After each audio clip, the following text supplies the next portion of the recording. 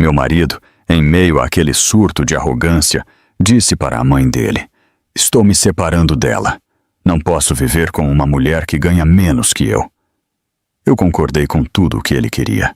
Um mês depois, o advogado dele ligou, a voz tremendo. "Por que você não me disse isso?" ele perguntou. Meu marido gelou, finalmente entendendo o que eu nunca tinha dito.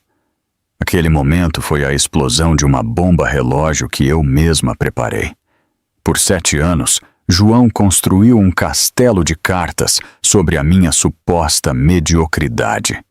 "Você precisa procurar um emprego de verdade, Carol", ele me disse, balançando a carta de promoção como se fosse a prova em um tribunal que ele já tinha vencido. "Não posso continuar dizendo às pessoas que minha esposa é apenas uma contadora." Pela janela, o sol nascente batia no prédio que eu tinha comprado com minha sociedade limitada, a Hamilton Serviços Financeiros, o prédio que ele nem sonhava que existia. A promoção dele o colocaria em outra liga. A esposa do Ricardo acabou de virar sócia no escritório de advocacia. A esposa do Fernando comanda um consultório médico. E a minha? A minha faz o imposto de renda dos outros. Eu pouso minha xícara de café, aquela do Congresso de Contabilidade onde eu dei a palestra principal no ano passado. João pensou que eu estava em um workshop de fim de semana para contadores de pequenas empresas. Na verdade, eu estava apresentando meu plano de reestruturação corporativa para 200 diretores financeiros. "Salário de diretor, você disse?" Repito, mantendo a voz neutra. "Isso é maravilhoso. Qual foi o aumento?" 15%, ele diz, estufando o peito. "Chega a 120 mil, mais os bônus." Ele fala como se tivesse ganhado o prêmio Nobel. 120 mil reais. Só no mês passado, meus honorários de consultoria pela reestruturação da Indústrias Steinberg foram o dobro disso. Mas João não sabia sobre a Steinberg. Ele não sabia sobre nenhum dos meus clientes da Fortune 500. A carta de promoção tinha a data de 3 dias atrás. Ele a carregava, esperando o momento perfeito para anunciar, para traçar sua linha na areia. Eu o vejo dobrá-la cuidadosamente e colocá-la na bancada entre nós, uma barreira feita de papel timbrado e orgulho mal direcionado. Devíamos comemorar, eu digo, já sabendo como a conversa terminaria. No trattoria do Giovanni? Como no nosso aniversário. O rosto dele se contorce um pouco. Sobre isso, o jantar de aniversário. Ele pega o celular, rolando por algo. "Olha isso. O Ricardo levou a esposa dele no OTEC no mês passado. Postou tudo. É o tipo de lugar onde alguém na minha posição deveria ser visto. Não em um restaurante italiano de bairro onde você usa o mesmo vestido todo ano. O vestido preto." Ele notou, afinal. O que ele não notou foi que eu o usava porque era o vestido do nosso primeiro encontro. Uma escolha sentimental que aparentemente não significava nada para ele agora. Ele também não notou que eu paguei pelo nosso jantar de aniversário com o meu cartão de crédito empresarial, assim como paguei por todas as ocasiões especiais nos últimos 4 anos. "Talvez a gente possa ir a um lugar mais chique da próxima vez." Eu ofereço, sabendo que não haveria uma próxima vez. A maneira como ele estava parado, o modo como seus olhos se desviavam dos meus, me dizia que ele já tinha tomado sua decisão. A questão é, Carol, ele pousa o celular e me olha diretamente pela primeira vez. Há uma imagem que eu preciso manter agora. Os outros diretores, as esposas deles. Elas são diferentes. Elas contribuem igualmente. São parceiras no sucesso. Você ainda está fazendo o mesmo trabalho de contabilidade que fazia quando nos conhecemos, 7 anos atrás. Eu quase dou risada. O mesmo trabalho. Se ele soubesse que meu pequeno trabalho de contabilidade tinha evoluído para a Hamilton Serviços Financeiros, uma empresa de consultoria com 3 companhias da Fortune 500 como clientes fixos. Se ele soubesse que, enquanto ele lutava para se tornar analista sênior, Eu estava reestruturando departamentos financeiros de empresas cujos CEOs ele só sonhava em conhecer. Sua mãe ligou ontem, eu digo, mudando um pouco de assunto. Ela ainda vem para o almoço de domingo? Na verdade, sobre isso, João pega o café que eu fiz para ele com grãos de um torrefador especial, que custam R$30 o quilo. Ela teve algumas reflexões sobre nós, sobre a nossa situação. Nossa situação.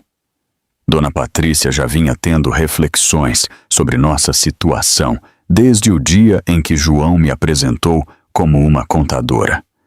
Ela me olhou do mesmo jeito que se olha para uma mancha em um móvel caro. Algo infeliz que precisaria ser resolvido, eventualmente.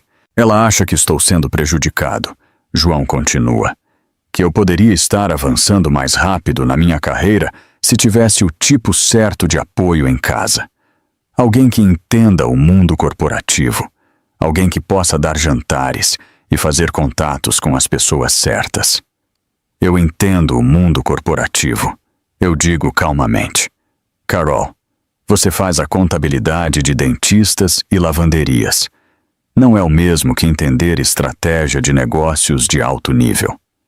Na semana passada, eu economizei R$40 milhões para uma empresa farmacêutica ao identificar redundâncias em sua estrutura contábil.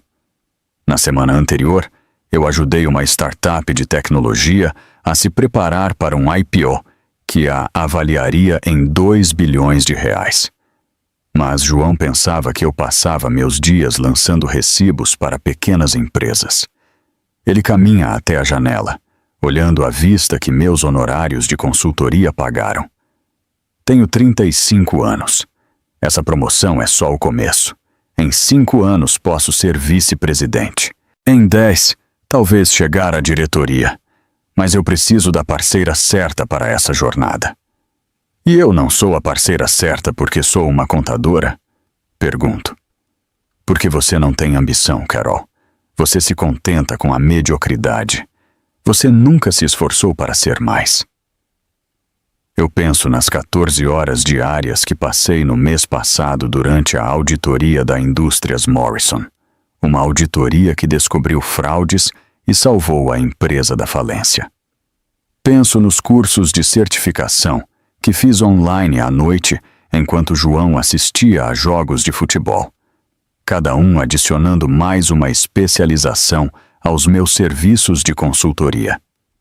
Penso na rede de diretores financeiros e controladores que têm meu celular pessoal e me ligam quando precisam resolver problemas que suas equipes internas não conseguem lidar.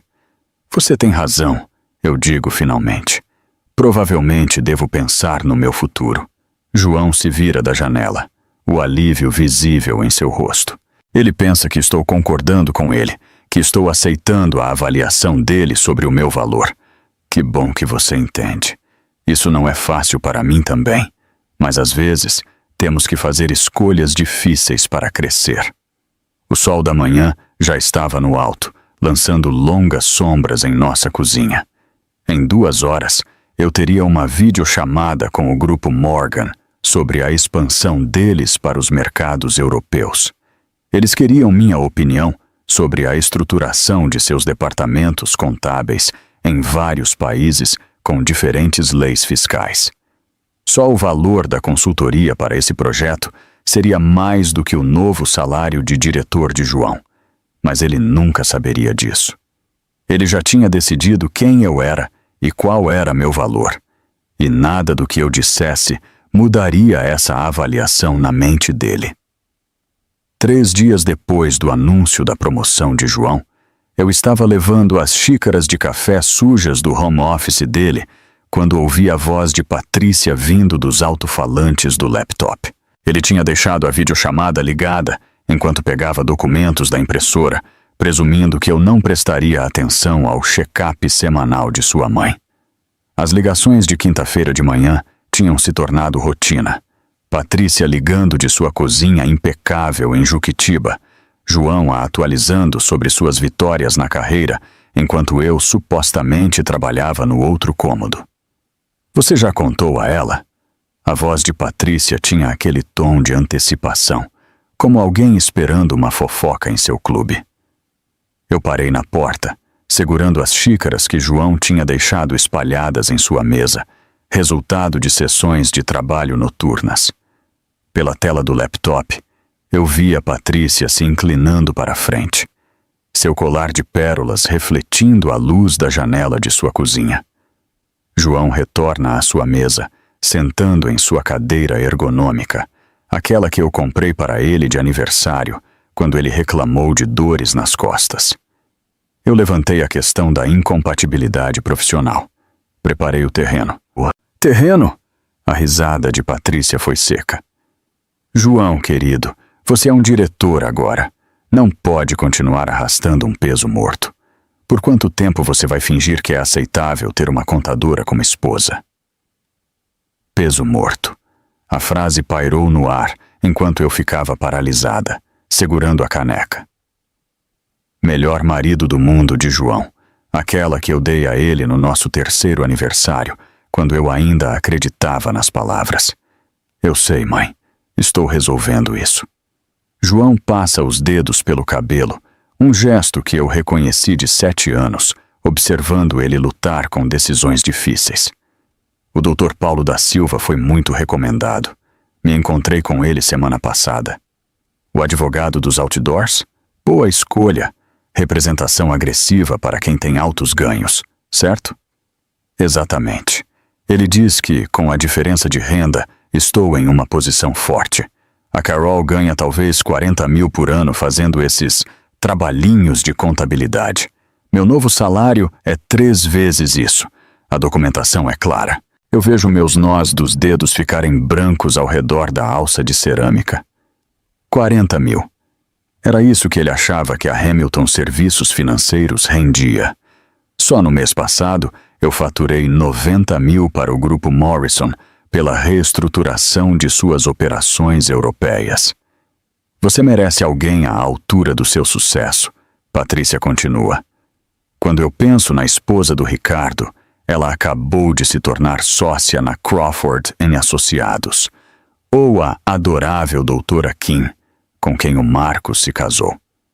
Essas são mulheres que contribuem igualmente, que entendem a ambição. É exatamente esse o meu ponto. João concorda, sua voz assumindo aquela qualidade performática que ele usava em apresentações no escritório. Não posso aparecer em eventos corporativos com alguém que não entende de estratégia básica de negócios. No jantar com os executivos na semana passada, a Carol passou 20 minutos falando com a esposa do diretor financeiro sobre organização de receitas. Organização de receitas, mãe. Eu me lembrei daquela conversa de forma diferente. Margarida, a esposa do diretor financeiro, estava discutindo a startup de sua filha, um aplicativo de planejamento de refeições que precisava de estruturação financeira de back-end. Eu tinha dado a ela meu cartão, o da Hamilton Serviços Financeiros. Ela ligou ontem para marcar uma consultoria. Quando você vai dar entrada? A pergunta de Patrícia foi direta, como se perguntasse sobre planos para o jantar. Em breve. Preciso organizar os bens primeiro, documentar tudo claramente. O apartamento, as contas de investimento, a poupança. Eu fui o principal contribuinte para tudo isso. Bem, é claro que você foi. O que ela contribuiu? Contabilidade básica enquanto você construía uma carreira de verdade. A ironia é que ela pensa que está ajudando ao gerenciar nossas finanças. João ri. Ela não faz ideia de que eu tenho rastreado tudo separadamente, construindo meu caso. Eu me afastei da porta silenciosamente, ainda segurando as xícaras, minha mente processando o que eu tinha acabado de ouvir, como quem analisa um balanço financeiro em busca de irregularidades. Eles estavam planejando isso. Enquanto eu trabalhava 16 horas por dia para terminar a auditoria da Steinberg, João e sua mãe estavam planejando meu descarte. Mais tarde, naquela tarde, enquanto João estava no escritório, o lugar onde ele supostamente era um diretor, me peguei procurando algo no nosso armário do quarto. A mochila de academia dele estava enfiada atrás dos casacos de inverno, o que era estranho, já que ele dizia que malhava toda terça e quinta. Abaixo dela, embrulhados em uma pasta de plástico, estavam páginas impressas de sites de escritórios de advocacia. A página do Dr. Paulo da Silva e Associados se destacava com certas frases destacadas em amarelo, protegendo quem tem altos ganhos, maximizando a retenção de bens, documentação estratégica de disparidade financeira. Atrás das impressões, havia uma lista escrita à mão na caligrafia de João. 2 colunas, dele e dela. Na coluna dele, o apartamento avaliado em R$800 mil. A carteira de investimentos em R$200 mil. O BMW. A conta poupança. Na minha coluna, um Honda Civic 2008 avaliado em R$4 mil. A conta corrente pessoal, estimada em R$2 mil. Equipamentos de contabilidade. Meu laptop, R$500. Ele estava fazendo um inventário de nossas vidas como uma liquidação de negócios, exceto que seus cálculos eram baseados em um mal-entendido fundamental. O apartamento não era nosso. Pertencia a Hamilton Serviços Financeiros, a sociedade limitada que eu estabeleci 2 anos antes de nosso casamento. A carteira de investimentos era gerenciada sob minha licença de consultoria financeira. Até o BMW era alugado por meio da minha empresa como um veículo de negócios. O nome de João aparecia nas coisas como um usuário autorizado. Uma cortesia que eu estendi e que ele confundiu com propriedade. Eu fotografei cada página com meu celular. Depois devolvi tudo exatamente como encontrei. A mochila de academia voltou para trás dos casacos no mesmo ângulo. A pasta manteve sua leve curvatura de ser pressionada contra a parede. João nunca saberia que eu tinha visto seus planos de batalha. Naquela noite, eu preparei o jantar, enquanto João trabalhava até tarde. Salmão com aspargos, o favorito dele. Ele chegou em casa às 21h, beijou minha testa distraidamente e elogiou a refeição, enquanto rolava a tela do celular. Eu o observei comer a comida que eu preparei na cozinha, que eu reformei com meus bônus de consultoria, sentado na mesa que eu comprei de um cliente que estava liquidando bens. E me senti como uma antropóloga observando uma espécie que eu tinha identificado erroneamente por anos. Dia bom? Perguntei, mantendo a rotina. Produtivo, ele disse. Muito produtivo. Tive uma reunião sobre transições futuras. Transições. Até o vocabulário dele tinha mudado para a linguagem corporativa, higienizando o pessoal e transformando-o em profissional. Eu me perguntei se o Dr. Paulo da Silva o tinha treinado para isso também, como se distanciar linguisticamente da esposa que você estava prestes a descartar. Naquela noite, depois que João dormiu, sentei na sala com meu laptop e abri os documentos de incorporação da Hamilton Serviços Financeiros. Página após página de uma estrutura legal que eu construí cuidadosamente antes de dizer sim, nunca imaginando que precisaria da proteção, mas entendendo que bons contadores sempre mantêm registros limpos e limites claros. O contrato de compra do apartamento mostrava a Hamilton Serviços Financeiros como a compradora. A documentação da conta de investimento aberta com o CNPJ da minha sociedade limitada. Até nossa conta corrente conjunta era tecnicamente uma conta empresarial com João listado como um signatário autorizado, não um proprietário. Eu passei 7 anos deixando João acreditar que ele era o principal provedor, porque isso parecia importar tanto para a autoestima dele. Agora eu entendia que o silêncio tinha sido interpretado como a confirmação de sua superioridade. Ele confundiu minha discrição com incapacidade, minha competência tranquila com falta de ambição. O homem dormindo em nossa cama, na verdade minha cama, tinha construído uma narrativa inteira em torno de uma ficção financeira que estava prestes a se tornar muito, muito real para ele. Na manhã seguinte, eu acordei às 5h15 e comecei o que se tornaria minha nova rotina, atuando como a esposa devota enquanto documentava a dissolução do meu casamento. Eu quebrei ovos para o café da manhã de João, batendo-os exatamente como ele preferia, com um pouco de creme e pimenta branca, enquanto meu celular gravava, posicionado contra a cafeteira. O vídeo capturou a entrada dele às 7h45, a maneira como ele pegou o café sem reconhecimento, rolando os e-mails no celular. Apresentação importante hoje? Perguntei, mantendo o ritmo de conversa que tínhamos estabelecido ao longo de 7 anos. Ele respondeu, sem olhar para cima. O perfume me atingiu então, algo novo, caro, com notas de bergamota e cedro. Talvez Tom Ford. Definitivamente não o Calvin Klein que eu comprei para ele no Natal. Você cheira bem? Novo perfume?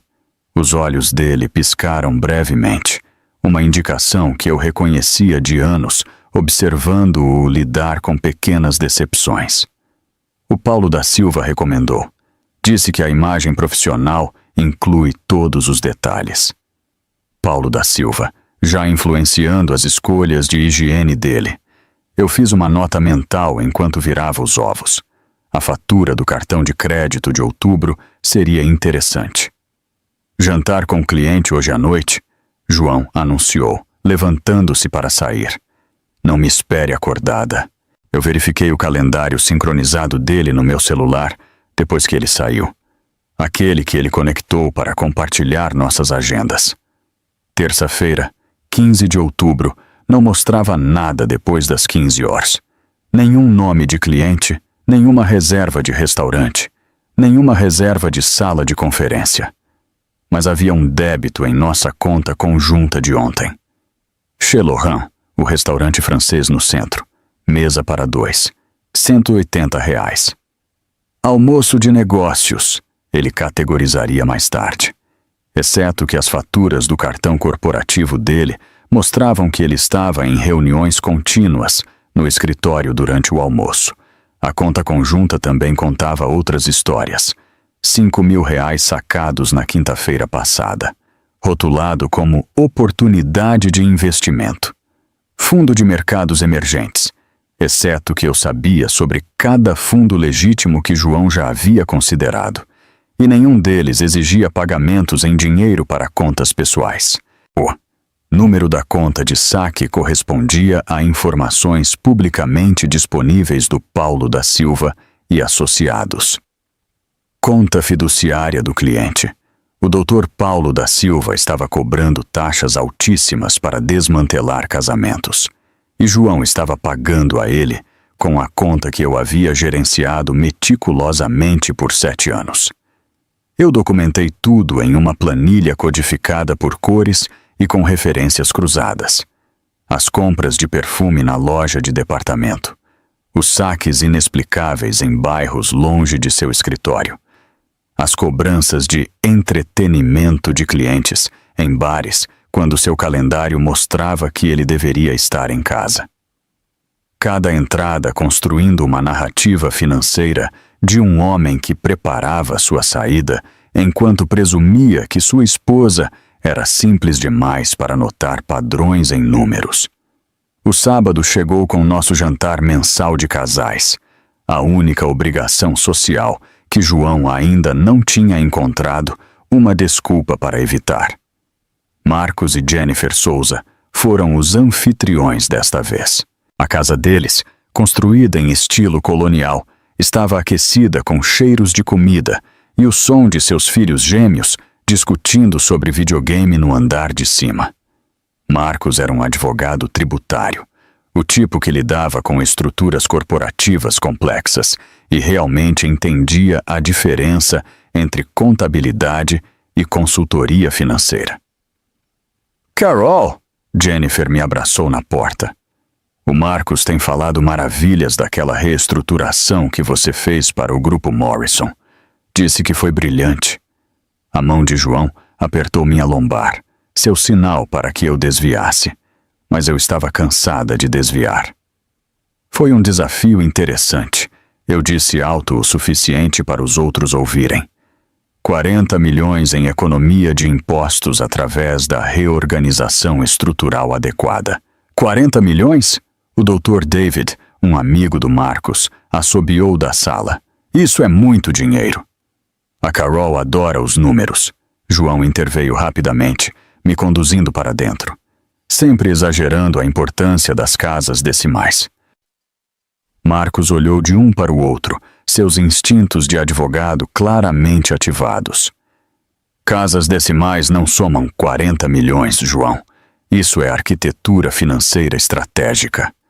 A noite prosseguiu com João tentando controlar a situação, mencionando casualmente sua promoção a cada 10 minutos, enquanto lamentava sobre carregar o fardo financeiro da nossa casa. Quando Jennifer perguntou sobre planos de férias, ele riu amargamente. Férias? Com um só salário? Talvez se eu não tivesse que cobrir tudo sozinho. Mas a consultoria da Carol...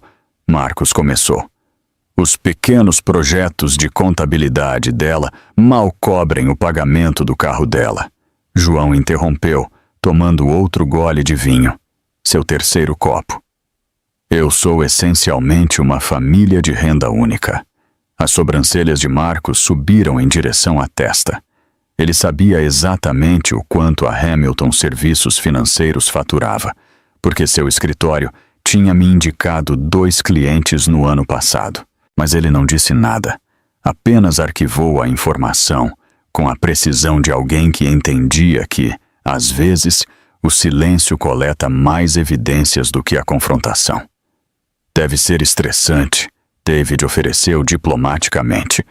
A pressão financeira pode desgastar qualquer casamento.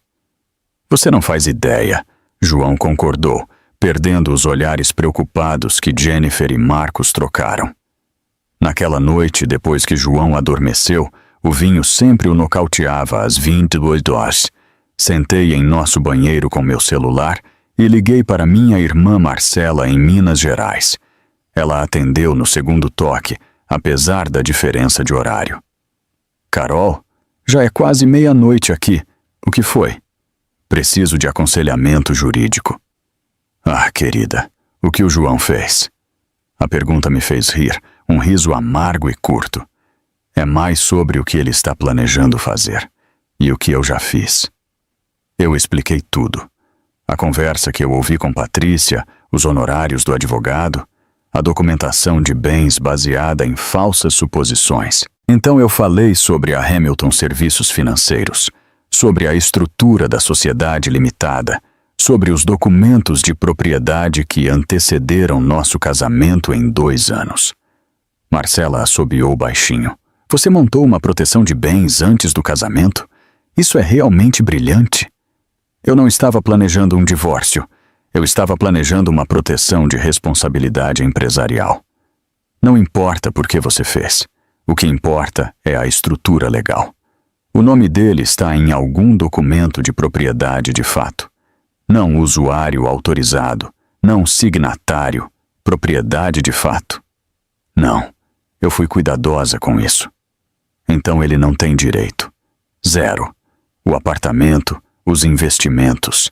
Se eles são de propriedade da sua sociedade limitada e isso é anterior ao casamento, ele pode documentar a diferença de renda o quanto quiser. Não vai importar. E o fato de eu ter deixado ele acreditar que ele é dono da metade de tudo? Você o deixou acreditar em muitas coisas. Isso não é ilegal. Ele já pediu para ver os documentos de propriedade? Nunca. Ele apenas assume que o nome dele estar nas contas significa propriedade. A mente jurídica de Marcela estava totalmente ativada agora. Carol, ele está construindo um caso sobre uma fundação que não existe. Quando o advogado dele descobrir a estrutura da sociedade limitada, vai ser como puxar uma carta debaixo de um castelo de cartas. Eu deveria contar a ele? Absolutamente não. Deixe-o documentar tudo. Deixe-o dar entrada nos papéis. Deixe-o apresentar o caso dele sobre a diferença de renda. Quanto mais ele se comprometer com essa narrativa, mais espetacular será o colapso quando a realidade o atingir. Depois de terminar a ligação, fiquei na porta do nosso quarto, observando João dormir. Ele tinha chutado as cobertas, espalhado pela cama como se fosse o dono dela. Amanhã ele acordaria e continuaria sua atuação como o diretor bem-sucedido com a esposa constrangedora. Ele se encontraria com o Dr. Paulo da Silva e traçaria estratégias sobre a divisão de bens. Ele mandaria mensagens para alguém sobre planos de jantar que não estavam em seu calendário, e eu continuaria minha própria atuação. A esposa devota, que não notava o novo perfume, o dinheiro sumindo, o desprezo mal disfarçado por trás da linguagem corporativa. Mas por baixo daquela atuação, eu estava construindo algo inteiramente diferente. Uma auditoria completa da dissolução do nosso casamento, documentada com a precisão de alguém que entendia que os números nunca mentem, mesmo quando as pessoas mentem. A ironia não me passou despercebida.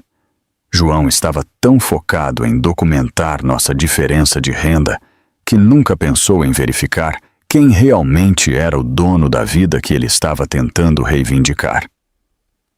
2 semanas se passaram em uma orquestração cuidadosa. Eu mantive cada rotina, enquanto João ficava cada vez mais confiante em sua decepção, confundindo minha consistência com a minha falta de percepção. Na quarta-feira de manhã, ele se aproximou de mim com a casualidade estudada de alguém que tinha praticado suas falas durante o trajeto. Carol, precisamos conversar sobre a nossa trajetória futura. Ele ficou parado perto da ilha da cozinha, caneca de café na mão, usando o mesmo tom que usaria para propor uma revisão de negócios trimestral. Acho que seria benéfico nos encontrarmos com uma terceira parte neutra para discutir nossas questões de incompatibilidade crescentes. Questões de incompatibilidade. Ele tinha ensaiado essa frase, eu podia dizer. Provavelmente a revisou com o Dr. Paulo da Silva para garantir que soasse objetivo em vez de acusatório. Um conselheiro? Perguntei, embora soubesse exatamente que tipo de terceira parte ele queria.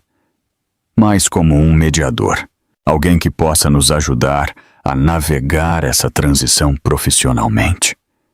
Ele pousou a caneca com cuidado deliberado. Eu tomei a liberdade de agendar alguém para amanhã à tarde, às 14 horas, se funcionar com a sua agenda. Minha agenda, como se ele já tivesse demonstrado interesse em minhas reuniões com clientes ou prazos de consultoria antes. Amanhã está ótimo.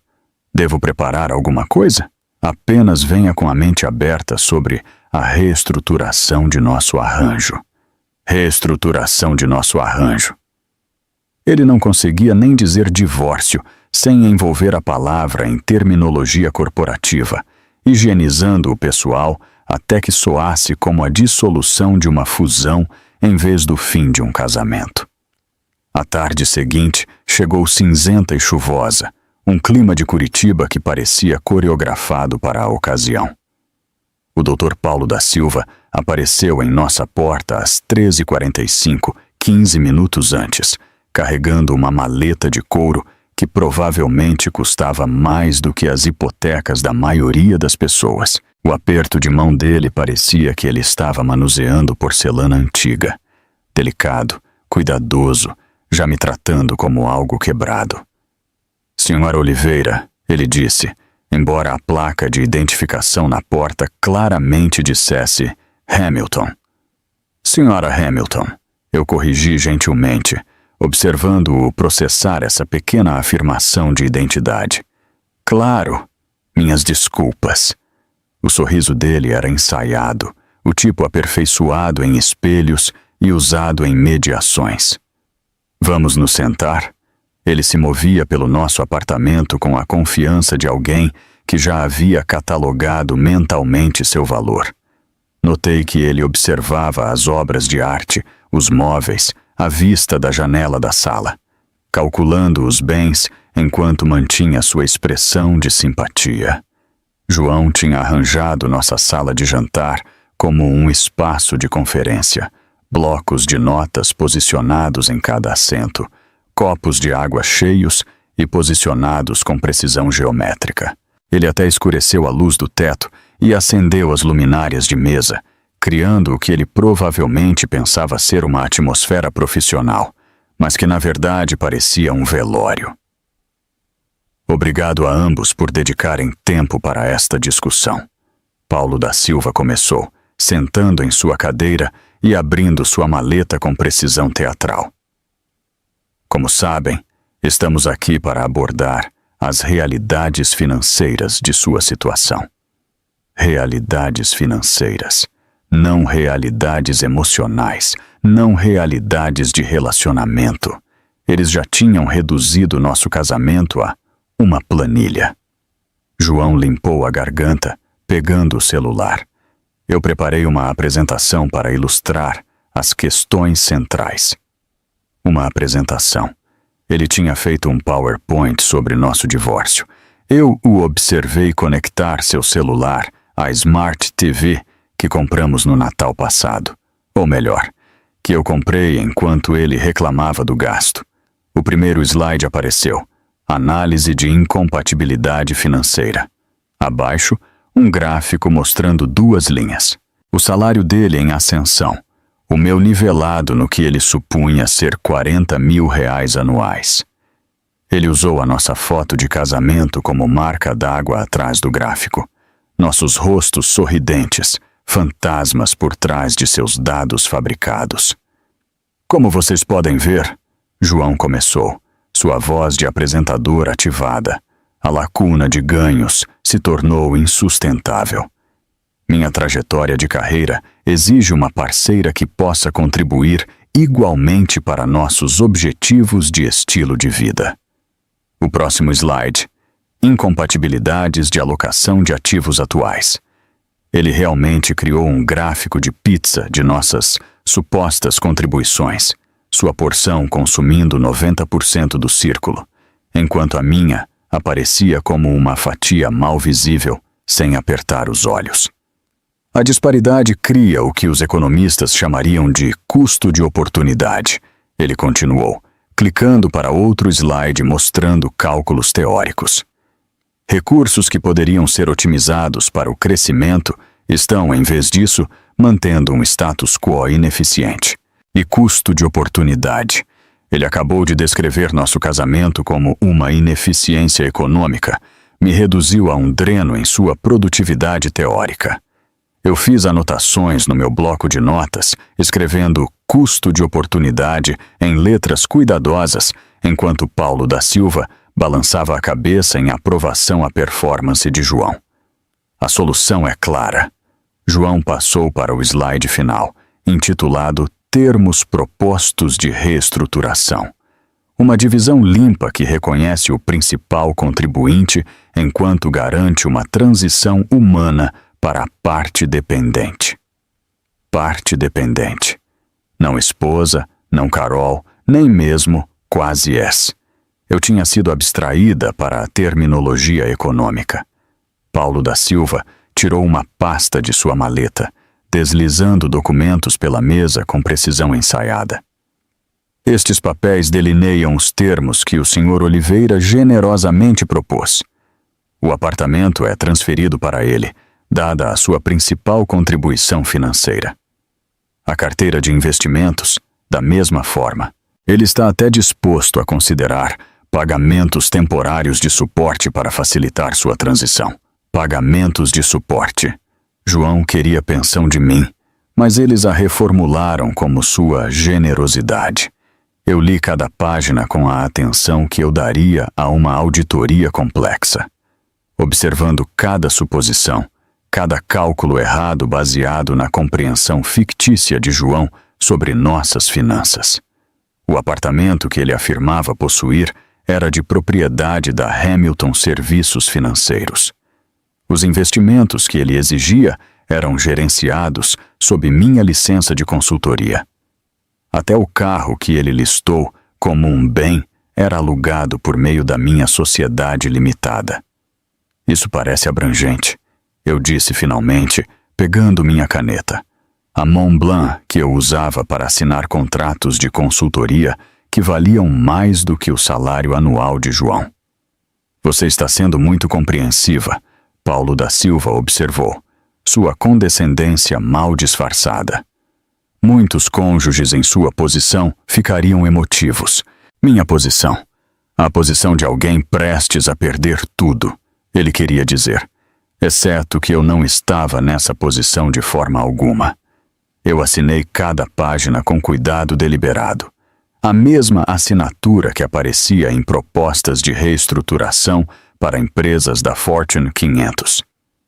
João assistiu com satisfação mal disfarçada, provavelmente já planejando a ligação de Vitória para Patrícia. Acredito que concluímos nossos negócios, Paulo da Silva anunciou, reunindo os papéis com alívio óbvio. Senhor Oliveira, você deve estar estabelecido em seu novo arranjo em 30 dias. Depois que eles apertaram as mãos, um aperto firme e de congratulação entre conspiradores, e Paulo da Silva partiu, João imediatamente se retirou para o quarto com seu celular. Eu ouvi sua voz através da porta, animada e ligeiramente maníaca. Mãe, está feito. Ela assinou tudo. Nenhuma resistência. Exatamente como você previu, completamente passiva. Podemos começar a planejar as reformas na semana que vem. Sim, o apartamento inteiro vai precisar de uma reforma.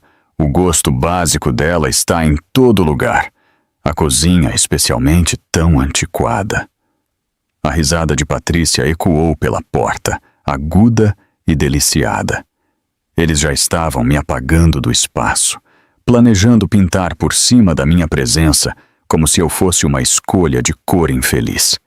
Eu fiquei no corredor, ouvindo eles celebrarem minha suposta derrota, segurando as cópias que Paulo da Silva tinha deixado para meus registros. Completamente passiva, eles disseram. Gosto básico. Escolhas antiquadas. Eles estavam tão ocupados se parabenizando por sua vitória que nunca se perguntaram por que alguém que gerencia reestruturações financeiras complexas assinaria termos tão obviamente desfavoráveis sem questionar. Nunca consideraram que a cooperação poderia ser estratégia, não rendição.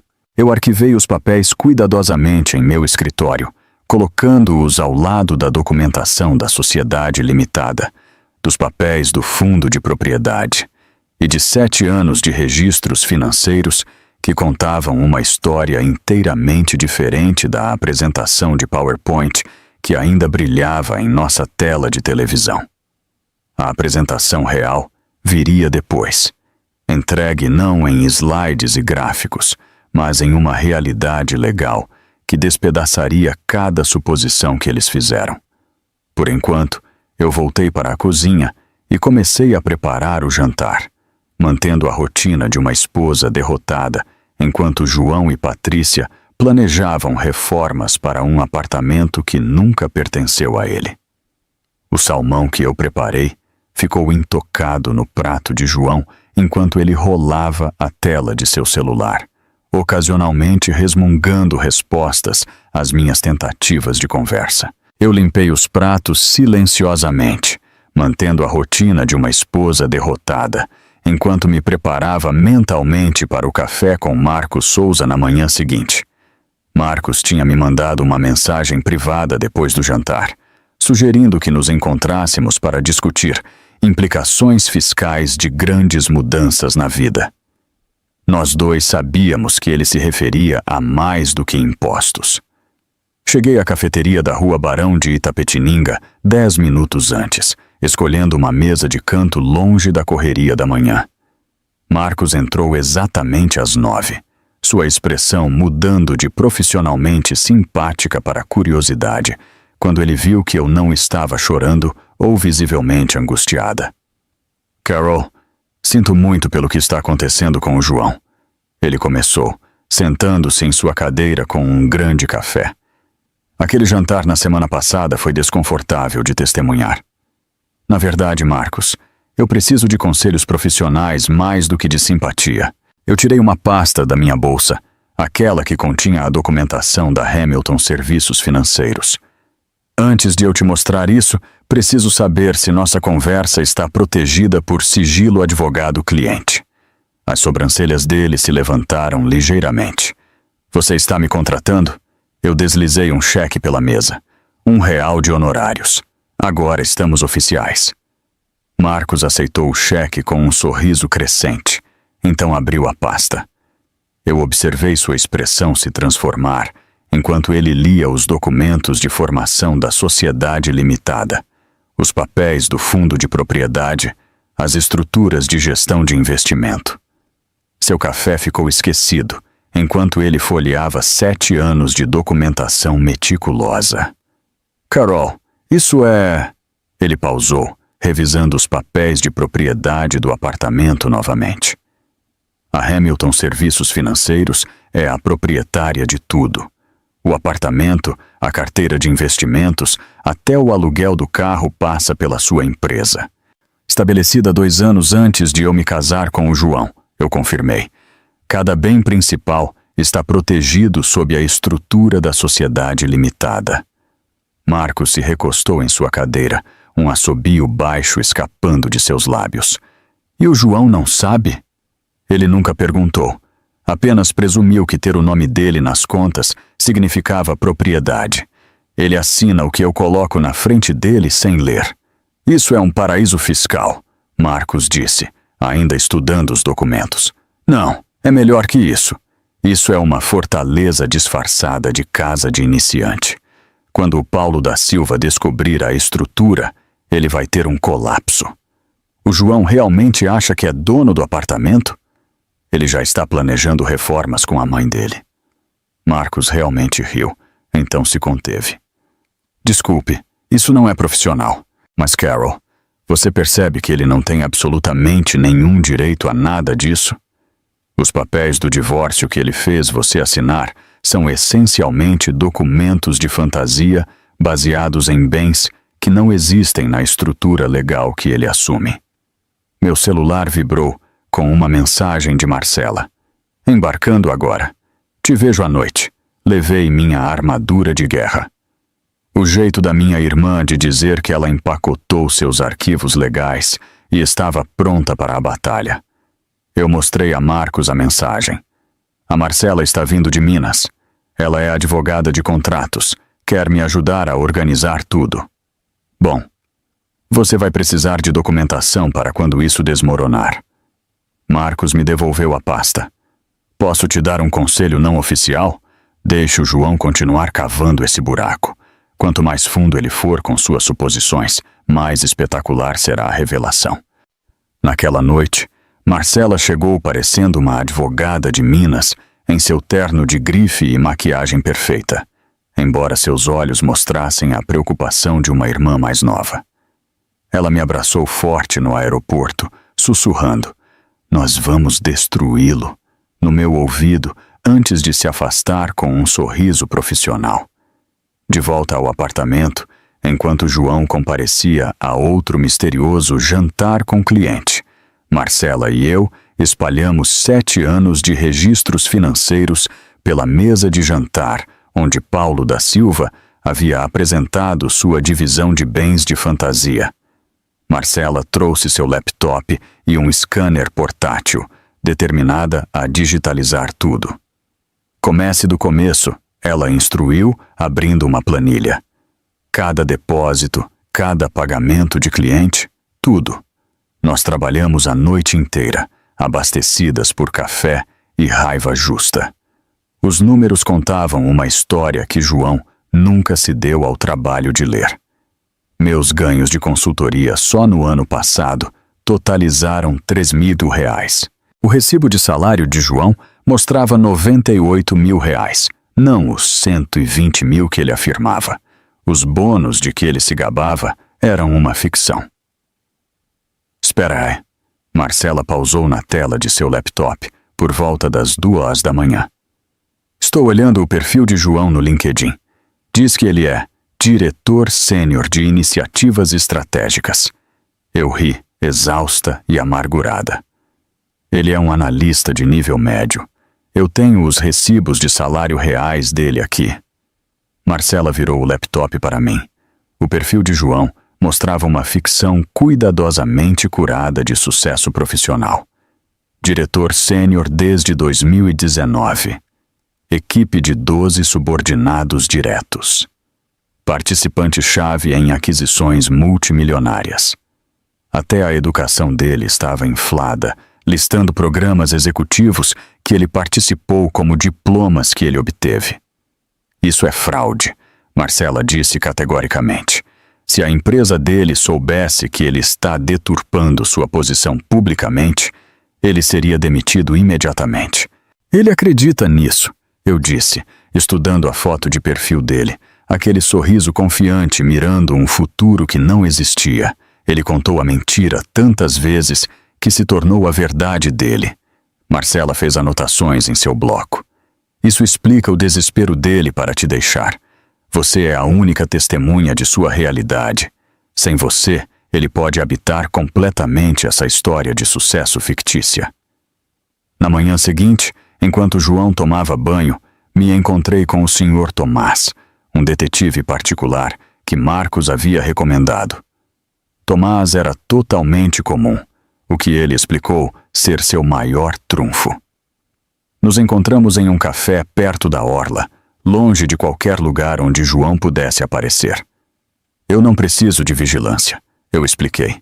Apenas verificação de emprego, checagem de antecedentes básicas sobre sua posição real e status na empresa dele. Tomás assentiu, deslizando um contrato pela mesa. A verificação de emprego padrão leva cerca de 3 dias. Eu precisarei do nome completo dele, CPF e informações do empregador. Eu forneci tudo, incluindo o perfil inflado de João, no LinkedIn para comparação. Tomás olhou para ele e sorriu. Diretor sênior? Na idade dele? Isso é ambicioso. 3 dias depois, Tomás ligou com resultados que superaram minhas piores suposições. Seu marido está em um plano de melhoria de desempenho, ele disse sem preâmbulo. Está há 6 meses. Ele está a um prazo perdido da demissão. O gerente dele o descreveu como lutando para cumprir as responsabilidades básicas de analista na documentação que eu acessei. Ele disse para a mãe que estava sendo preparado para se tornar sócio. Eu disse, sentindo uma estranha mistura de vingança e pena. Ele está sendo preparado para o desemprego. Minhas fontes indicam que eles já estão entrevistando para a vaga dele.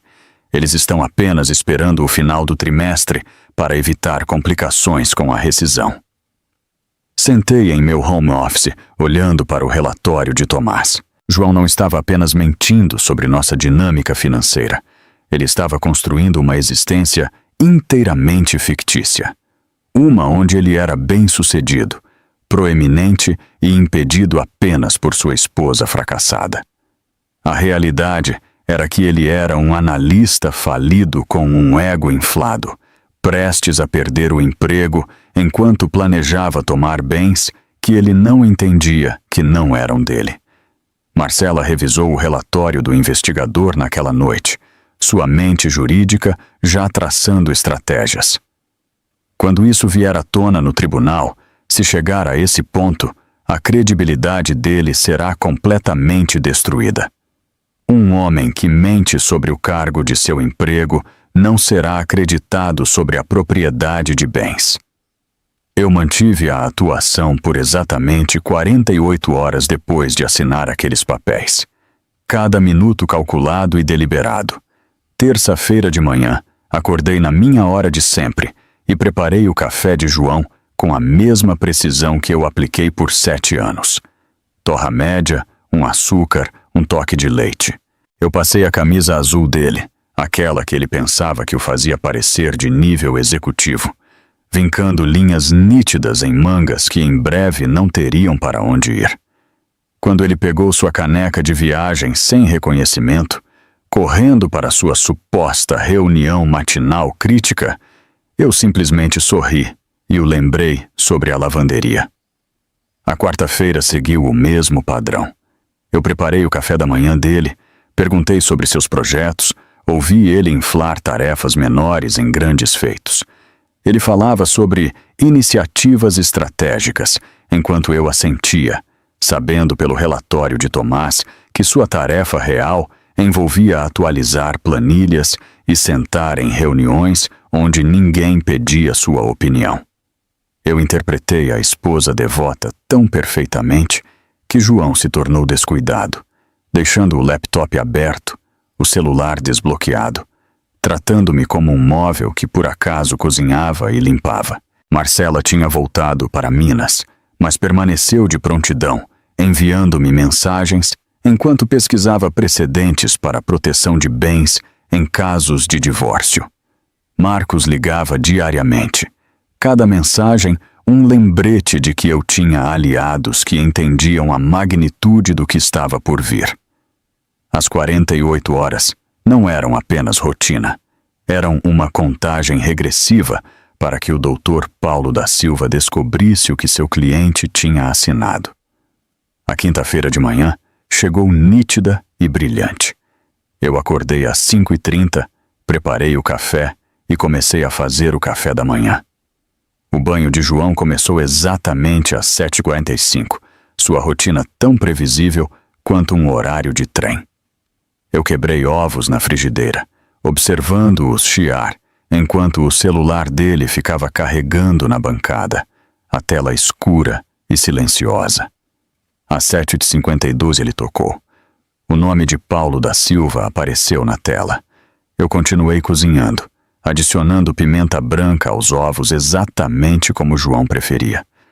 A ligação parou. Então, imediatamente começou de novo. O mesmo nome, presumivelmente o mesmo pânico.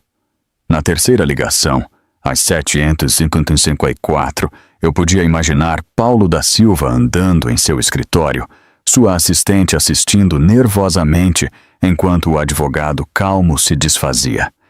A quarta ligação veio às 7h. Desta vez, ouvi a voz abafada de João vindo do banheiro, irritado com a interrupção.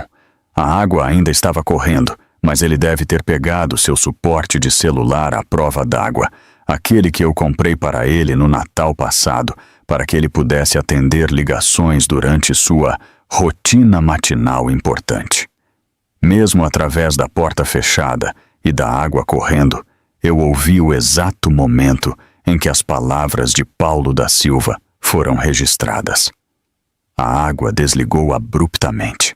A voz de João, que começou com confiança irritada, subiu de tom.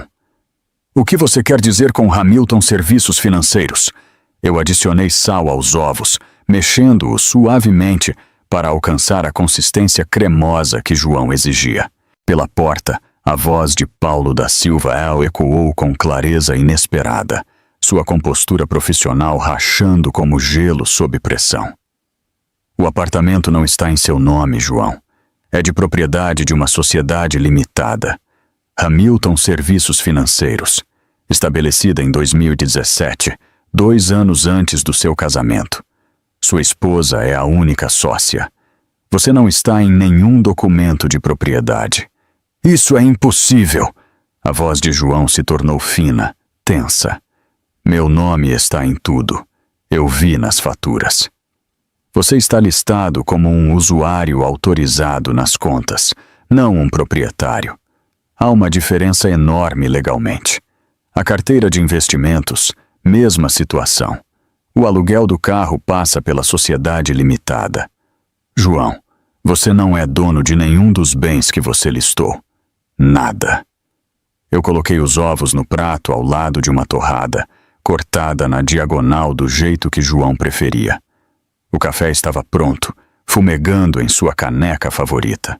Não há melhor marido do mundo, que estava em destaque na máquina de lavar louça, visível de todos os ângulos da cozinha. "Ela me enganou."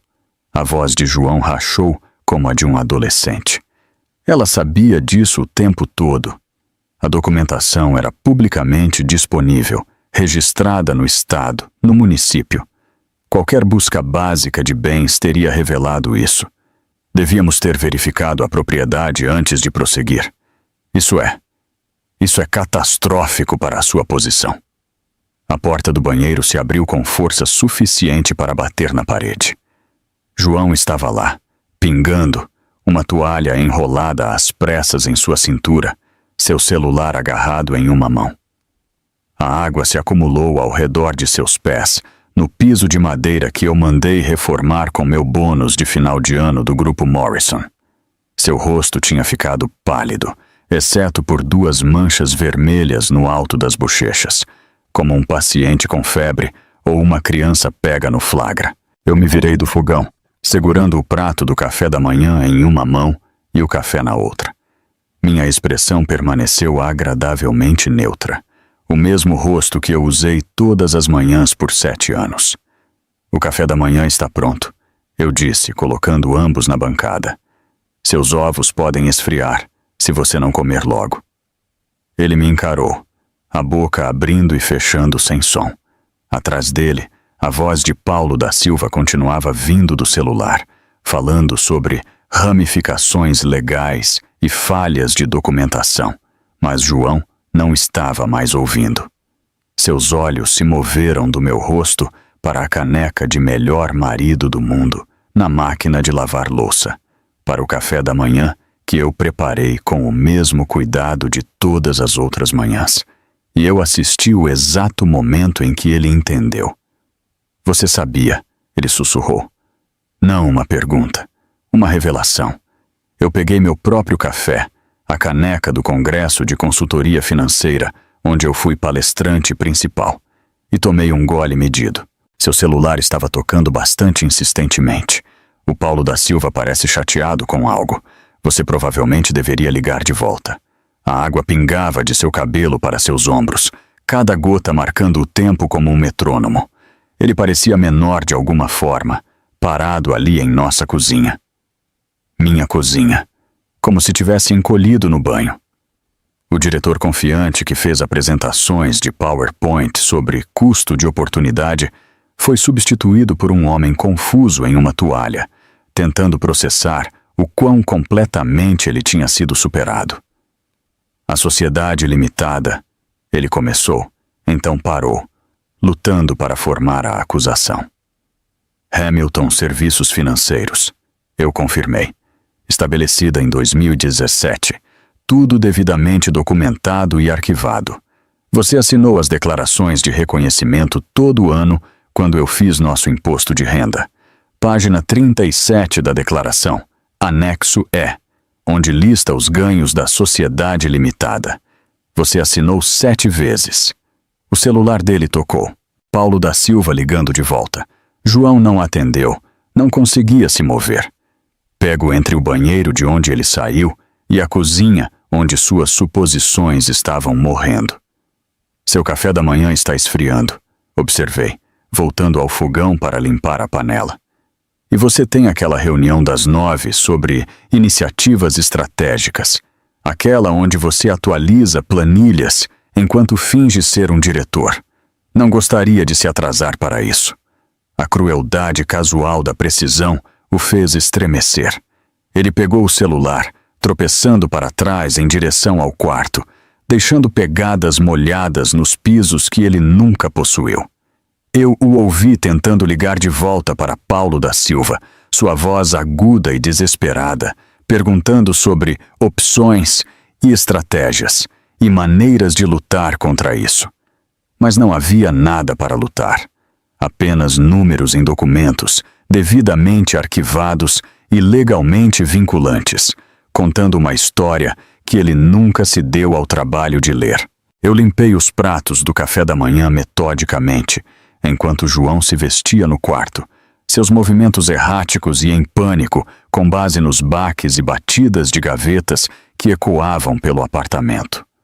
Quando ele finalmente saiu, sua camisa estava abotoada incorretamente e seu cabelo ainda úmido do banho, que mudou tudo. Ele ficou na porta do meu home office, observando-me abrir meu laptop com a atenção desesperada de alguém esperando por uma realidade diferente. Precisamos conversar sobre isso, ele disse, sua voz de diretor, tentando se reafirmar apesar do tremor visível em suas mãos. Certamente. Eu abri a planilha financeira que eu mantinha há 7 anos, aquela com categorias e subcategorias codificadas por cores que contavam a história real do nosso casamento. Qual parte você gostaria de discutir primeiro? A análise de renda? A alocação de despesas? A documentação de propriedade dos bens? A tela se encheu de linhas de dados, cada célula precisamente formatada e vinculada por fórmulas. O verde destacava meus depósitos de consultoria. O azul marcava o salário de João. O vermelho indicava as despesas da casa. O padrão era imediatamente visível. Um mar de verde financiando quase tudo, com pequenas ilhas de azul mal cobrindo suas despesas pessoais. Vamos começar com janeiro do ano passado, eu disse, rolando para a seção apropriada. Seu salário líquido após os impostos foi de R$5.000. O pagamento do seu carro foi de R$890. Mensalidade da academia, R$175. Pagamentos mínimos do cartão de crédito para seus cartões pessoais, R$1.200. Aquela série de jantares de negócios que você insistiu que era networking, R$2.400 só naquele mês. Você, na verdade, teve um déficit de R$300 que eu cobri da conta de operações da Hamilton Serviços Financeiros. O rosto de João ficou vermelho enquanto ele assistia os números rolarem. Isso não é. Meu salário é maior que isso. Seu salário bruto, sim. Mas estamos olhando para o salário líquido real versus as despesas reais. Devo abrir fevereiro? Março? O padrão permanece consistente. Sua renda cobre aproximadamente 18% de nossas despesas totais da casa. Meus honorários de consultoria lidam com os 82% restantes. Ele agarrou o batente da porta, seus nós dos dedos brancos contra a madeira. Você nunca me disse que ganhava tanto. Você nunca perguntou. Você presumiu. Todo ano, durante a preparação do imposto de renda, esses números estavam na sua frente. Anexo C para Hamilton Serviços Financeiros. Anexo E para a renda de aluguel do imóvel de investimento. Formulário 88829 para o uso comercial da casa. Você os assinou sem ler. Eu minimizei a planilha e abri o LinkedIn em uma nova aba. O perfil dele apareceu, aquela foto de rosto confiante ao lado de seu título fictício. Diretor sênior de iniciativas estratégicas. Eu abri outra aba mostrando a recuperação do recibo de salário do nosso software de imposto de renda. Isso é interessante, eu disse, colocando as janelas lado a lado. Seu LinkedIn diz diretor sênior desde 2019. Seu recibo de salário diz analista 2. O mesmo código de posição por 4 anos consecutivos. Nenhuma promoção, nenhuma mudança de título, apenas ajustes de custo de vida que mal acompanharam a inflação.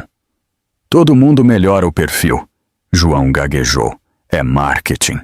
É fraude quando você usa isso para obter crédito ou se apresentar de forma errada em documentos legais.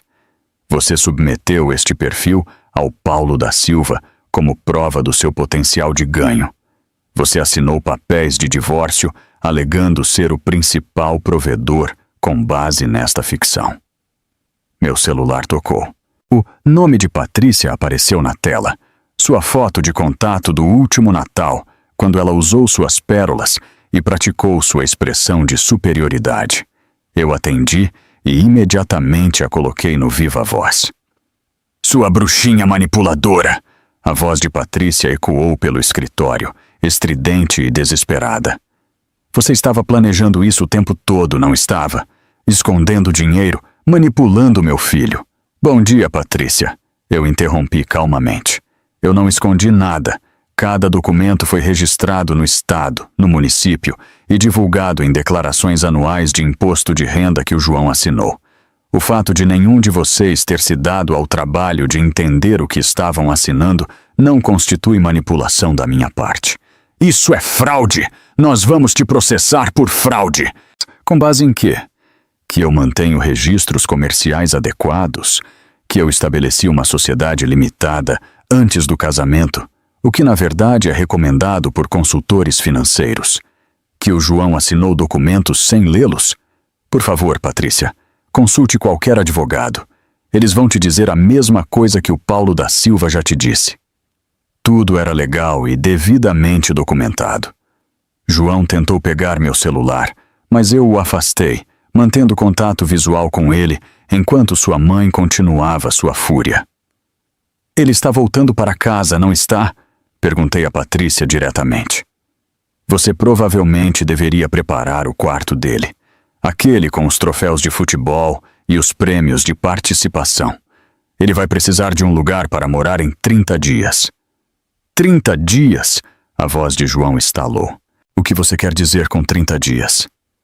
Eu abri a gaveta da minha mesa e tirei a notificação formal de despejo que Marcos havia preparado para mim, devidamente formatada no papel timbrado da Hamilton Serviços Financeiros.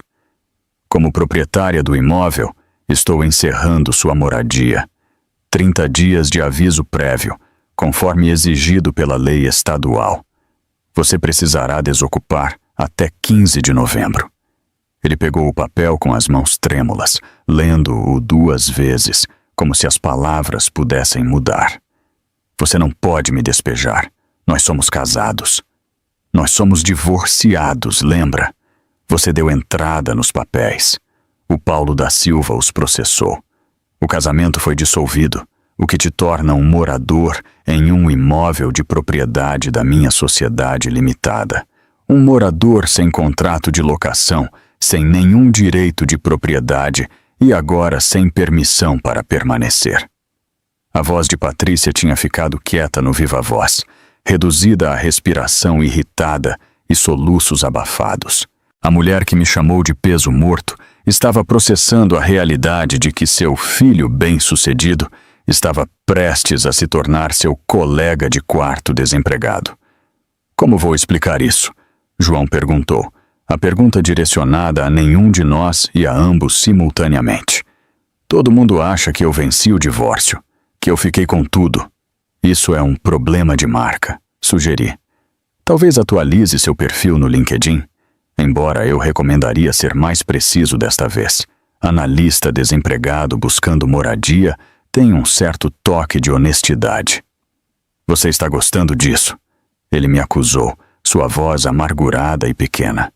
Eu considerei isso por um momento, olhando para o homem que me chamou de patética, que tramou meu descarte com a mãe dele, que apresentou slides de PowerPoint sobre minha inadequação. Não estou gostando, eu disse sinceramente. Estou simplesmente concluindo. Você queria um divórcio baseado em incompatibilidade financeira. Você conseguiu um. Incompatibilidade só não era na direção que você presumiu. Patrícia tinha encontrado sua voz novamente. Nós vamos lutar contra isso. Nós vamos encontrar um jeito. Patrícia, eu a interrompi, meu tom profissional e final. João tem 2 prioridades agora. Primeiro, encontrar um novo lugar para morar antes que o despejo dele entre em vigor. Segundo, atualizar seu currículo com informações precisas antes que sua demissão se torne final. Ah, ele não mencionou isso? Ele está em um plano de melhoria de desempenho há 6 meses. A empresa dele já está entrevistando substitutos. O silêncio que se seguiu foi completo. A respiração de Patrícia parou. A mão de João segurando a notificação de despejo ficou imóvel. Por um momento, o único som era o tráfego da manhã do lado de fora da minha janela e o zumbido silencioso do meu laptop exibindo 7 anos de documentação meticulosa. A coisa bela sobre os números, eu disse, fechando meu laptop com finalidade deliberada, é que eles nunca mentem. Pessoas mentem. Perfis mentem. Apresentações mentem. Mas os números? Os números contam a verdade se você se der ao trabalho de lê-los.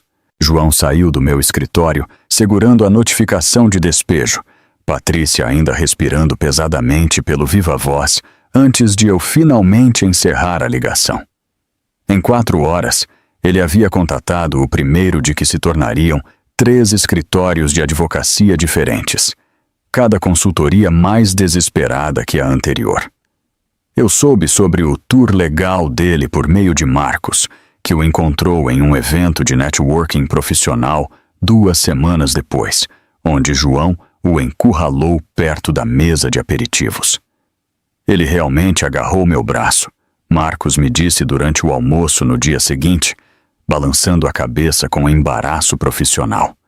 Começou a exigir que eu explicasse como a esposa dele podia ser dona de um imóvel sem ele saber.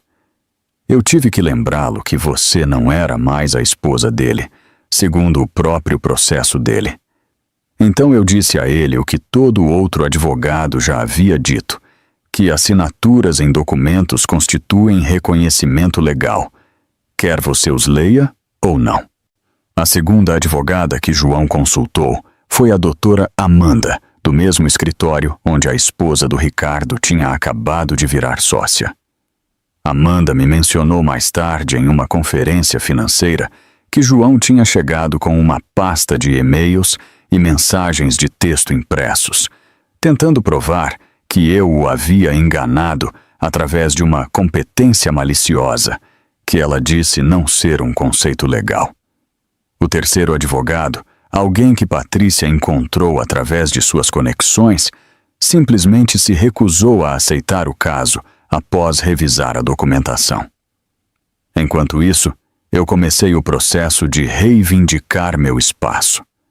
Na manhã seguinte ao dia em que João mudou suas roupas para a casa de Patrícia, um processo que envolveu ele fazendo 7 viagens com sacos de lixo enquanto os vizinhos assistiam de suas janelas, eu estava no centro do meu apartamento com amostras de tinta. As paredes que ele insistiu que permanecessem em um cinza profissional se tornariam terracota quente na sala de estar, sálvia suave no quarto e creme na cozinha.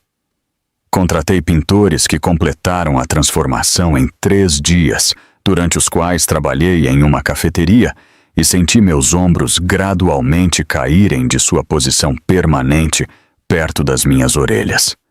O antigo escritório de João, onde ele conduzia suas videochamadas com Patrícia e tramava meu descarte financeiro, tornou-se um estúdio de yoga.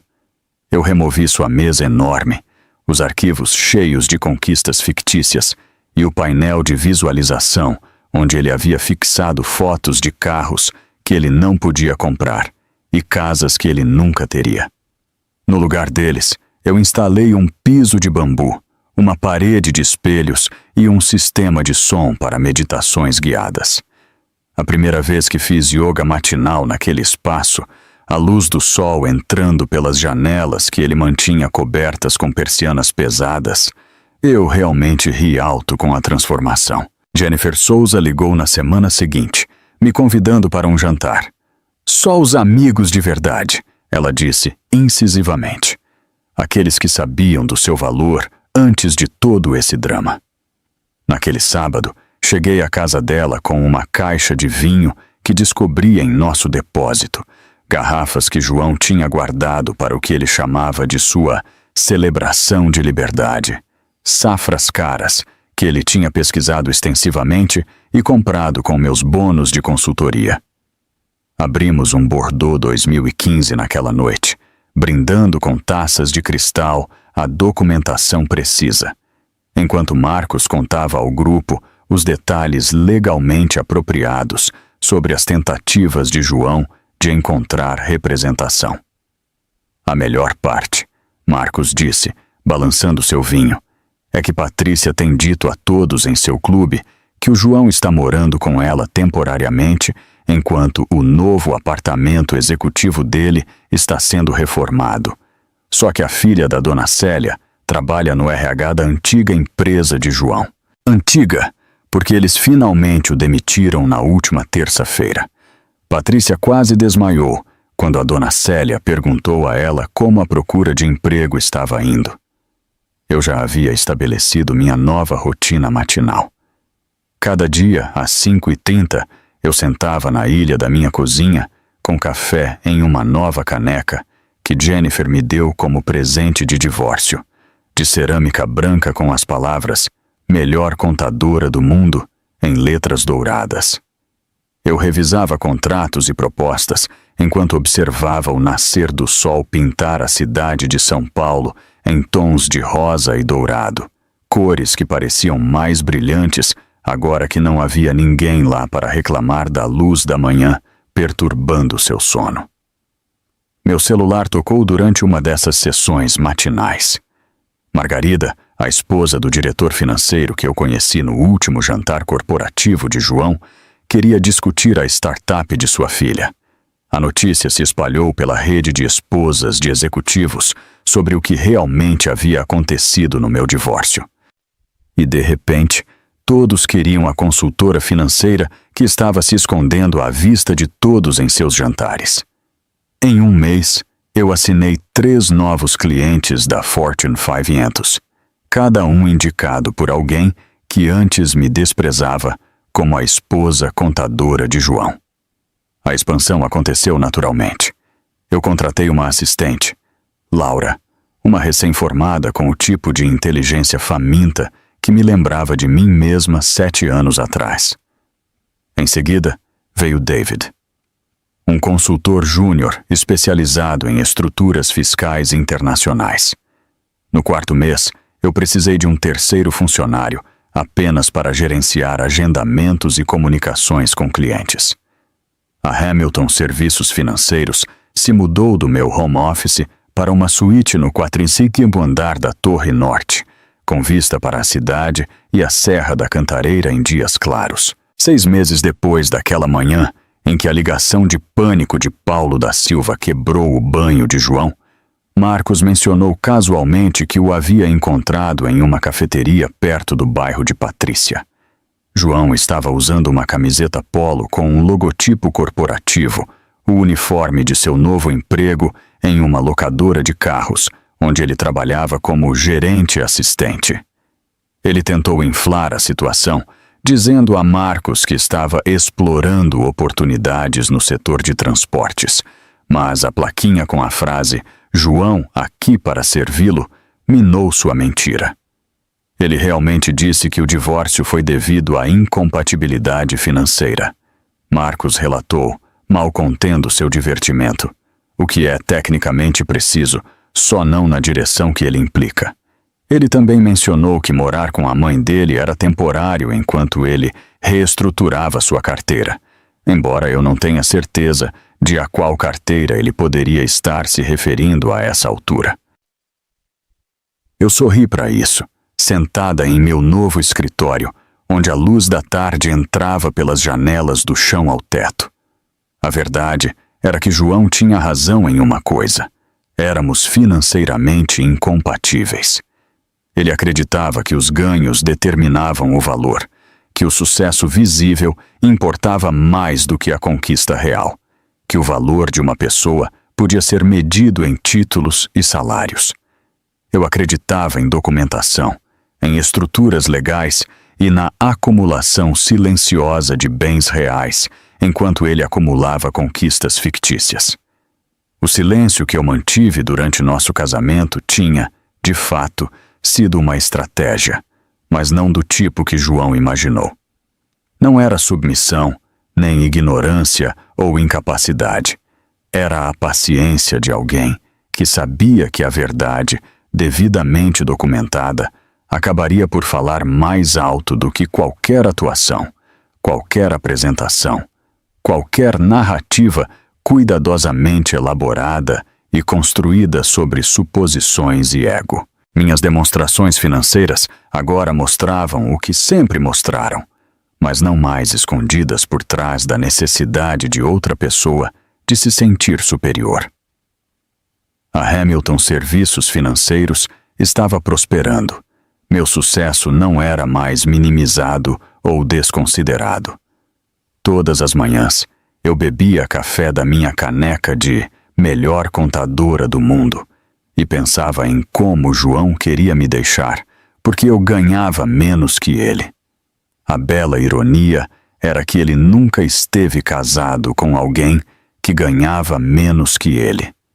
Ele apenas esteve casado com alguém que entendia que o melhor poder é aquele que não precisa se anunciar até o momento em que mais importa. Se esta história de vingança calculada te deixou grudado na tela, clique no botão de curtir agora mesmo. Minha parte favorita foi quando Carol entregou o café para João, enquanto Paulo da Silva entrava em pânico no telefone, sabendo que a sociedade limitada dela era dona de tudo. Qual foi o seu momento favorito? Deixe nos comentários abaixo. Não perca mais histórias de cair o queixo como esta.